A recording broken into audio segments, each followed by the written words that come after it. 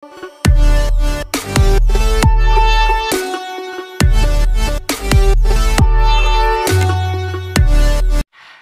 memang kalau kita berbicara tentang kedatangan orang-orang dari Timur Tengah, terutama dari Yaman, ini kan sebenarnya memang kita harus berbicara tentang operasi-operasi yang dilakukan oleh negara-negara kolonial yang menjajah. Nah, kalau kita berbicara tentang operasi-operasi pemecah belahan awal di Indonesia ini, kita tidak bisa berbicara tentang Snuk-Hurgronya. Kita harus bicara soal Snuk-Hurgronya. Kalau kita mau berbicara tentang Snuk-Hurgronya, kita berbicara tentang seorang orientalis Yahudi dari Budapest, dari Hongaria, namanya Ignaz Goldziher.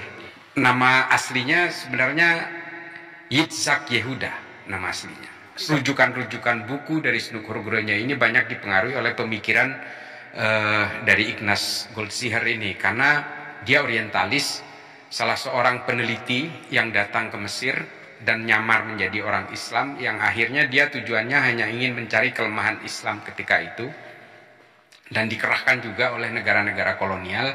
Kesimpulan besarnya adalah bahwa Islam ini sebenarnya lebih doktrinal terhadap pemikiran-pemikiran ortodoks. Saya urutin dulu dari awal.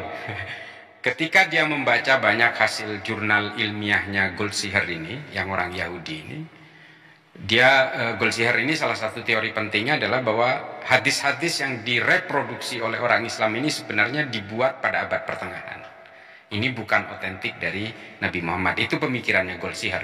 Sehingga kemudian merangsang Snuk-Hurgronya untuk melakukan penelitian, terutama ke Mekah. Nah, di Mekah ini Snuk-Hurgronya tinggal di Jeddah, di salah satu maktab yang isinya ini orang-orang Aceh, jamaah haji dari Aceh. Nah, di situ ada salah satu temannya Snuk-Hurgronya ini, namanya Raden Abu Bakar Jayadiningrat.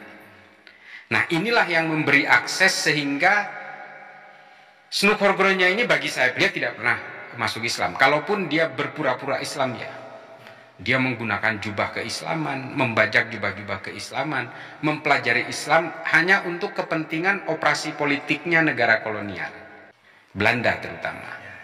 Nah, ini kemudian yang membuat dia bisa masuk ke Haramain. Karena menurut Abu Bakar Jayadiningrat ini, dia digambarkan sebagai orang Islam mu'allaf yang dia tertarik untuk mempelajari Islam. Sehingga dia leluasa sekali ketika itu di Mekah melakukan penelitian-penelitian itu. Nah, yang paling menarik itu penelitian akhir dari Snuk-Hurgronya di Mekah itu, bahwa orang-orang Hindia Belanda, orang Jawa dia sebut di dalam bukunya. Jawa itu maksudnya orang-orang Hindia Belanda, jajahan Belanda, Indonesia lah. Itu dikatakan bahwa orang Indonesia itu cenderung inferior. Inferior itu merasa rendah diri di hadapan orang Arab. Orang Indonesia itu sampai tidak ada yang berani menjadi ustadz, menjadi guru di Mekah, karena dia tidak mau berada di atasnya orang Arab. Satu-satunya guru yang dia kenal itu namanya Ustadz Zainal Abidin dari Sumbawa. Padahal orang pintar dari Indonesia itu banyak. Tapi karena orang Indonesia ini inferior di bawah orang Arab di Mekah itu, sehingga tidak ada yang mau menjadi ustadz. Tidak mau melewati orang Arab, saking takutnya. Di dalam pandangan Snuk-Hurgronya, mungkin pada zaman Snuk-Hurgronya melakukan penelitian itu, pandangan perspektifnya Snuk-Hurgronya itu. Nah, nanti ini hubungannya adalah rekomendasi Snuk-Hurgronya ketika dia kembali ke Leiden, ke Belanda. Nanti dia menemukan kesimpulan-kesimpulan kepada pemerintah Belanda bahwa kalau mau menghentikan perlawanan-perlawanan dari masyarakat Indonesia, ada 3 kuncinya. 1, jangan memerangi para raja atau sultan. Karena kekuatan perlawanan bangsa Indonesia terhadap Belanda itu berada di ulama-ulama lokal yang sudah melakukan blending antara Islam dengan budaya. Nah, ini nanti hubungannya, nanti akar genealogisnya ke belakang itu nanti akan berdampak. Yang kedua adalah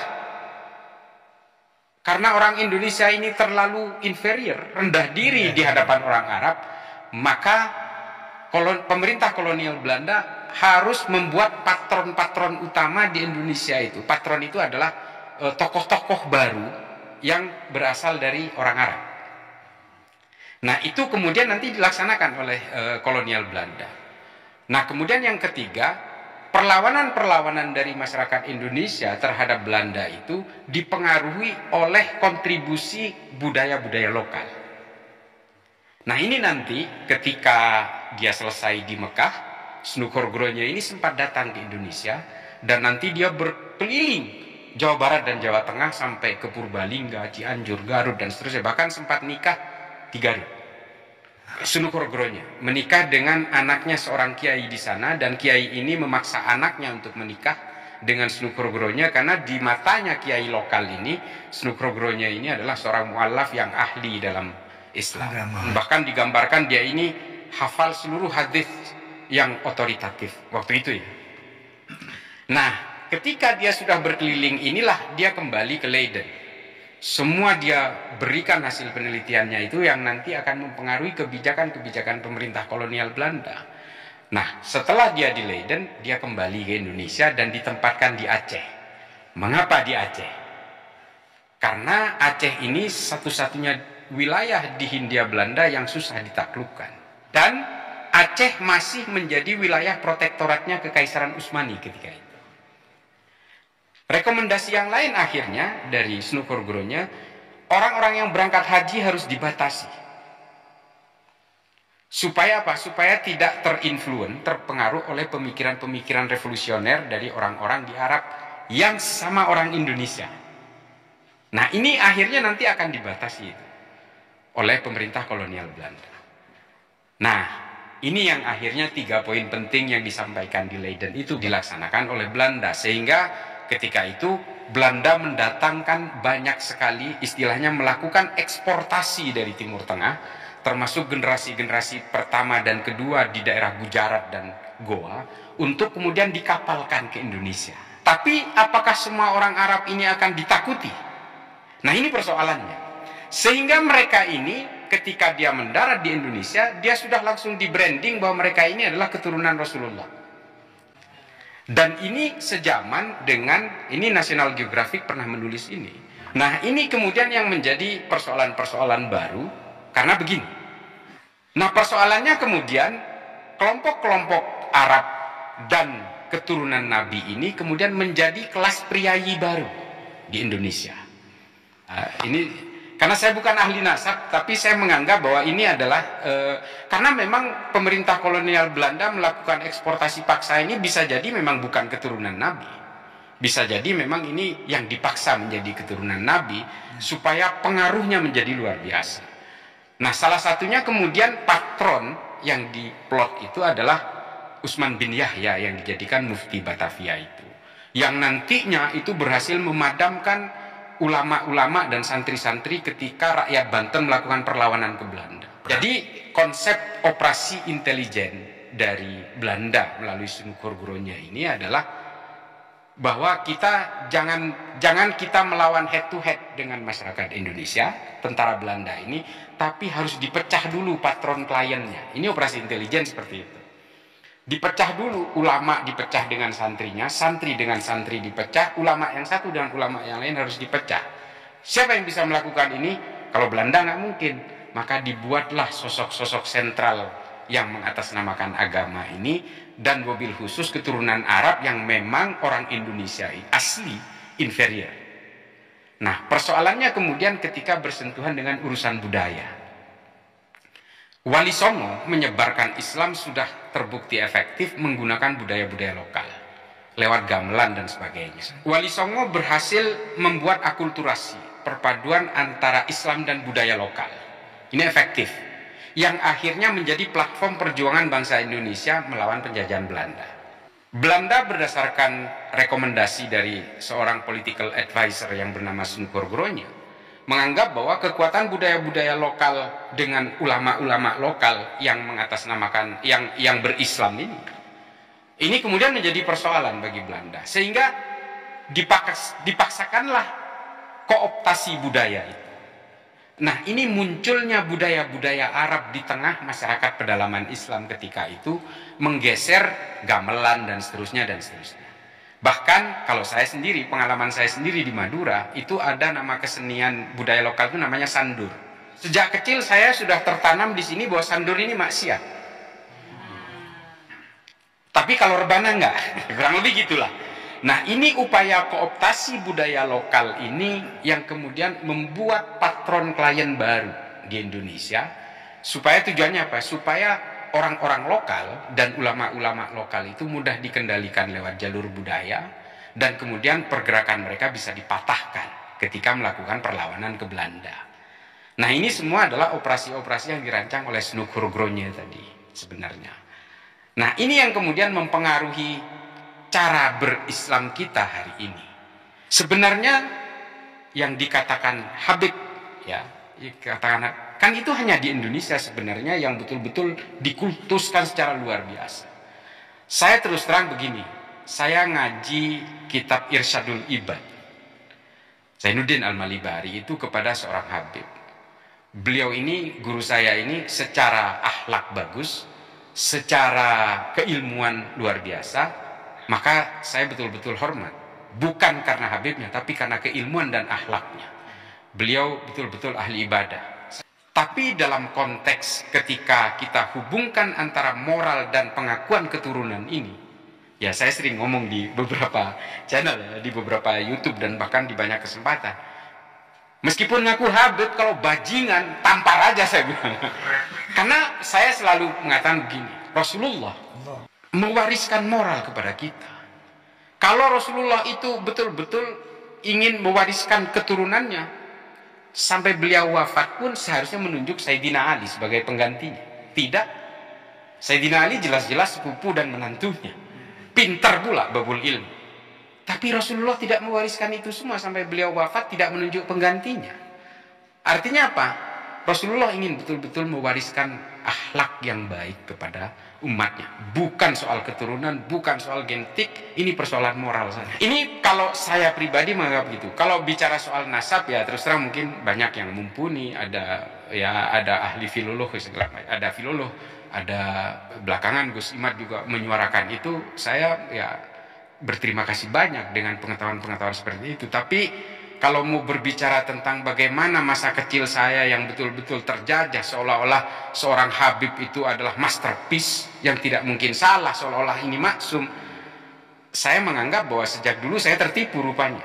Karena setelah dewasa saya ditipu berkali-kali oleh orang yang mengaku Habib.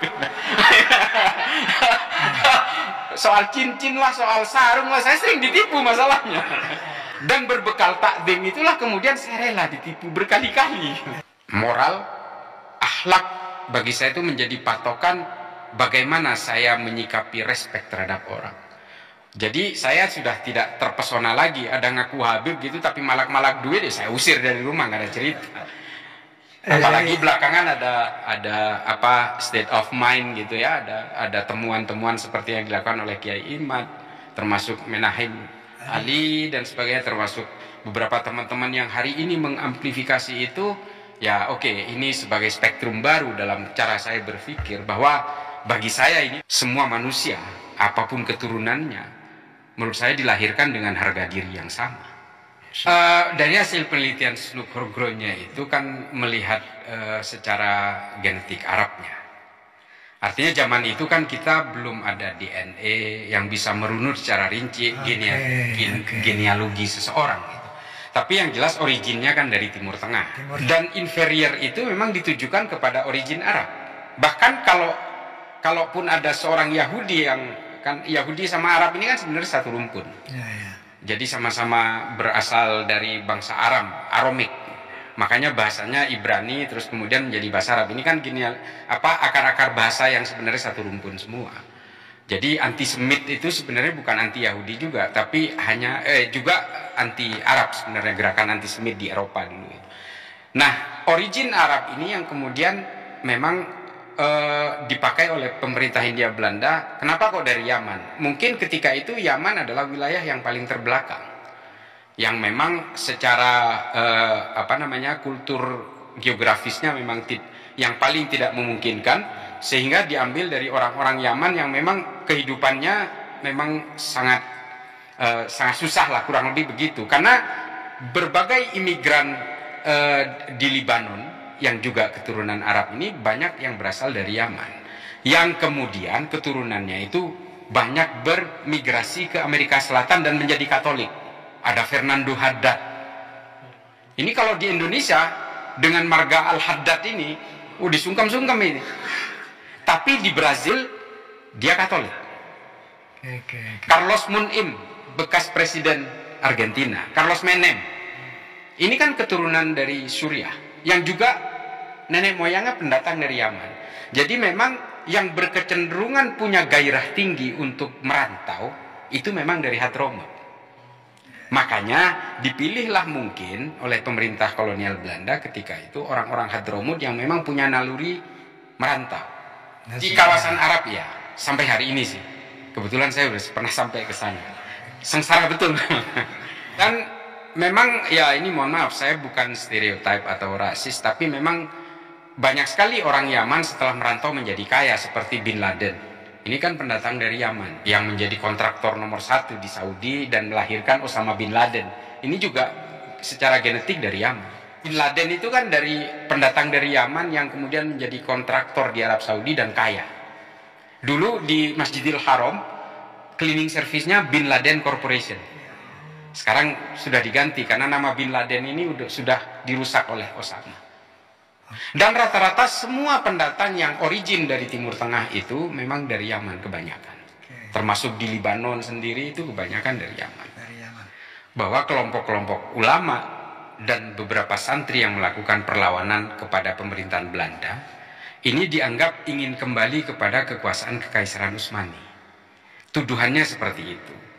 Dan mereka membuat framing bahwa kelompok-kelompok perlawanan terhadap Belanda ini adalah orang-orang yang fundamentalis dan ortodoks. Nah, fatwa itu kemudian keluar setelah framing dari Belanda itu muncul juga.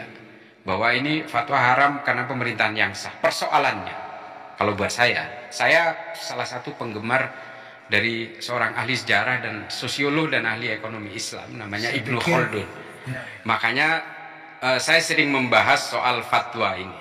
Fatwa yang dari Utsman bin Yahya dulu ketika ingin mematahkan perlawanan dari ulama-ulama lokal dan juga para santri ketika itu. Kalau kata Ibnu Khaldun, pemerintahan yang tidak boleh dilawan itu apabila pemerintahan itu sudah disepakati secara bersama-sama. Jadi kalau sistem demokratis misalnya, dia sudah dipilih, ditetapkan oleh negara bahwa dia itu adalah presiden, maka kita tidak boleh melakukan perlawanan. Maka yang melawan akan menjadi bugot. Tapi kalau Belanda kan tidak disepakati oleh masyarakat Indonesia secara umum. Nah, makanya fatwa ini menjadi cacat. Menurut saya kalau dilihat dari kacamata hari ini. Tapi ya inilah teknik Belanda, strategi Belanda untuk mematahkan perlawanan itu dengan menggunakan agama. Karena Belanda sudah mencapai tingkat level putus asa selama ratusan tahun, tidak pernah bisa menaklukkan perlawanan-perlawanan dari kelompok ini, karena memang akar dari perlawanan ini adalah kekuatan ulama-ulama itu. Dan itu ditemukan oleh Snukorgronya dan diberikan rekomendasi itu. Jangan perangi kelompok-kelompok seperti Sultan, kata Snukorgronya kepada pemerintah Belanda. Tapi kalau mau diperangi, itu adalah ulama-ulama lokal beserta seluruh murid-muridnya ini. Tapi jangan melakukan operasi pemecah belahan itu lewat orang Belanda juga. Harus menggunakan orang Islam juga. Dan orang Islam di Indonesia itu sangat tunduk dan rendah diri di hadapan orang Arab. Ini motivasi yang kemudian terjadi massive deployment itu. Pengerahan besar-besaran dari kelompok Arab yang kemudian didaulat sebagai keturunan Rasulullah. Wah, makin takutnya makin kuadrat, makin berlipat kan jadinya. Nah, ini teknik Belanda ketika itu. Memang Bang Haji. Ya, saya tidak tahu kalau generasi ketiga, keempat, kelima hari ini tahu tentang sejarah ini. Tapi kalau kita mau berbicara tentang pergerakan diaspora orang-orang Arab ketika itu, apakah orang Arab sebelum itu sudah ada di Indonesia? Ada, sudah ada sebelumnya. Artinya bukan orang Arab ini didatangkan oleh Belanda semua, tapi diakselerasi lebih cepat dan lebih masif Oleh Belanda, iya. Sebelumnya perantau-perantau dari Arab sudah ada yang datang ke sini sebagai pedagang. Kan itu datangnya dari Arab. Kalau dari akar genealogis yang ditemukan oleh Ignaz Goldziher, memang orang Arab terutama di pesisir timur tengah sampai ke Persia itu memang rata-rata merantau karena memang tidak bisa bernafkah di sana. Artinya Irak, Yaman, Oman dan seterusnya. Orang-orang Arab ini kan menjadi kaya setelah menemukan minyak, Bang Haji, di dekade tahun 60-an. Sebelumnya kan mereka ini adalah enklav kesukuan yang egosentris, ego sektoralnya tinggi. Makanya budaya patriarkal, budaya patriarki itu menjadi kuat di Arab karena orang Arab itu menguasai lembah-lembah subur dan mata air yang kemudian diturunkan kepada anak-anaknya. Nah, ini yang kemudian tidak bisa ditemukan di Indonesia. Nah, Indonesia berusaha dikooptasi pemikiran kita yang Islam tropis ini untuk kemudian berusaha diarabisasi itu oleh pemerintah kolonial Belanda, termasuk budaya-budaya yang dibajak, gamelan yang dianggap sebagai maksiat, termasuk gitar dan sebagainya ini. Sebenarnya gerakan-gerakan mengharamkan wayang dan sebagainya ini sudah dilakukan oleh pemerintah kolonial Belanda pada zamannya. Ketika itu untuk mematahkan akulturasi budaya Islam dan budaya lokal ini. Cuma hari ini bedanya platformnya sudah berubah menjadi Wahabi. Bukan lagi gerakan-gerakan dari kolonial. Platform yang digunakan hari ini untuk mengharamkan budaya, istilahnya itu kalau secara akademik itu resiliensi budaya. Itu yang berusaha dipatahkan itu memang hari ini platformnya orang-orang Wahabi. Tapi metode ini pernah dipakai juga oleh orang Belanda supaya mitos budaya orang lokal itu menjauh dari kebudayaannya sendiri. Agenda dan tujuannya pada eranya masing-masing. Kelompok-kelompok Ba'alawi pada saat itu memiliki agenda yang dibebankan oleh ranselnya pemerintah Belanda bahwa bangsa Indonesia harus dipecah belah. Wahabi hari ini ingin memecah belah bangsa juga untuk kepentingan supaya menghomogenkan orang Indonesia menjadi Wahabi semua dengan cara memecah belah itu. Sama tujuannya, meskipun platformnya berbeda. Makanya saya tadi katakan, kalau dulu kelompok-kelompok yang origin dari Timur Tengah yang dikerahkan oleh Belanda ini tujuannya untuk memecah belah perlawanan bangsa Indonesia terhadap penjajah, hari ini Wahabi juga punya keinginan yang sama untuk memecah belah bangsa Indonesia juga, meskipun ajarannya berbeda, originnya juga berbeda, tapi kan sama dengan membid'ahkan orang-orang dan kemudian mengkafirkan hakimiyah, takfiriyah, dan kemudian mendevaluasi nilai para ulama-ulama lokal ini. Kan sebenarnya mereka ingin memecah belah, sama tujuannya. Saya malah melawan Wahabi. Meskipun saya terus terang soal nasab saya tidak menguasai, tapi saya adalah satu-satunya orang yang tidak mau kemudian menjadi taklid terhadap orang yang mengaku sebagai keturunan Rasulullah. Karena buat saya Rasulullah mewariskan kepada kita ini adalah rahmat dan akhlakul karimah. Buat saya itu, mau keturunan Nabi, kalau bejat ya bejat aja, bajingan, predator seksual ya predator seksual aja. Buat saya keturunan itu tidak menjadi penting ketika akhlak itu menjadi cacat dan cedera. Artinya ini mohon maaf, makanya saya itu kadang-kadang, tapi guru ngaji saya, Irsyadul Ibad saya seorang Habib Ali Al-Kaf Condet. Terus saya sering juga membaca buku-bukunya Habib Ali Al-Jufri dari Tarim, Al-Insaniyah Qabla Tadhayyun, Al-Iman. Itu adalah kitab-kitab yang sering saya baca. Apakah kemudian saya ingin menafikan itu? Ya tidak. Karena ukuran seseorang bagi saya, kemuliaan orang yang harus saya hormati itu adalah ketika dia menjadi seorang yang ahli ibadah, berilmu, dan berakhlakul karimah. That's it. 3 poin itu kalau buat saya. Itulah yang menjadi warisan Nabi kepada kita hari ini. Lalu tiba-tiba ada orang ngaku sebagai keturunan Nabi, dia Habib, marganya ini, marganya itu, tapi buat nipu umat, buat membodohi umat, menghipnotis umat. Buat saya udah ke laut aja lah. Kalau saya sesederhana itu melihatnya. Makanya saya dari awal ada kemudian temuan-temuan secara genetik dari Kiai Imad dan sebagainya. Ini menjadi spektrum yang memperkaya pemikiran kita bahwa ukuran seseorang itu menjadi mulia adalah ketika dia bertakwa dan berakhlak yang bagus, bukan karena keturunannya.